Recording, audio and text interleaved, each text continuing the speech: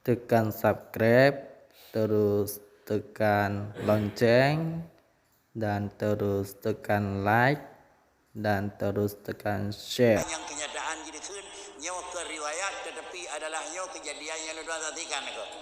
Ya dapat maklumi, nyawa artinya bukan aku. Satu saat leduan neme li almarhum Abu Iludukun aku. Abu Sulaiman aku. Dunia termaklumi telah tiru daripada ulama Allah yang telah aku. Neme nejak jarah nejak kunjung almarhum Abu di Krung Kale. Nijak abu nijak kunjung gore. Maka anak yang nak bapatnya atau yang nak pakai jak laki jak abu me kamu menjak kelan abu Krung Kale ke ban. Nijak. Neba.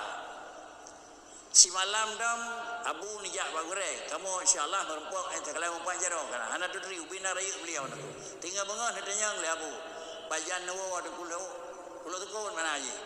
Bajan nawa tinggal bengah abu menyanai din Allah Taala benar abu. Poh padin poh 8 bengah nak. Nang dapui naku kan ngam tahun mandang jadi dapui naku sebelum tahun 65 naku ni jauh almarhum be nawa wa dulu kita pui pola pan yang kita pui kau babe ni naku bayan kita abu kita pui pol 11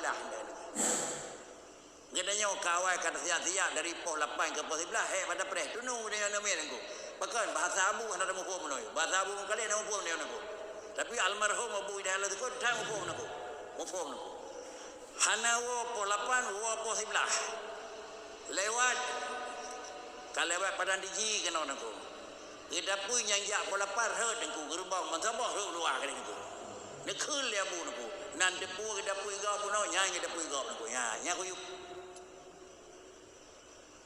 Dunia lagi-lagi ni pegah benewo kita pun po 8 herd hana pegah banyak nako tapi ne khul benewo kita pun po 8 nya kita pun ga nako nyan pun bahasa abu idanya hana umpom tapi almarhum Abu Aidah itu ko umpom nan depu kita pui gam na pegah abu na bunga na nya kita pui gam na jadi je muduto abu umpom secara bagdanya na pegah abu kita pui gam bukan karena kita punya hubungan ni po idanya apa kan kita mandu haji umum nya umpom bagdanya na ko tapi dia kita pui gam drone nya pui umpom yang bawakan kita pui awal kita pui rombongan anjing ngui nya guyuk kan kira-kira dan keun pun Encik Senali empat berkata demo nyokan cerita kalau luan dengar wayah luan turut serta itu inilah kira-kira bahasa yang terjadi dua yang merupakan cerita kedua hanya ikut sertakan tapi adalah masmuk daripada benar daripada lisan-lisan Quran ni ziarah li almarhum Abu Lutukun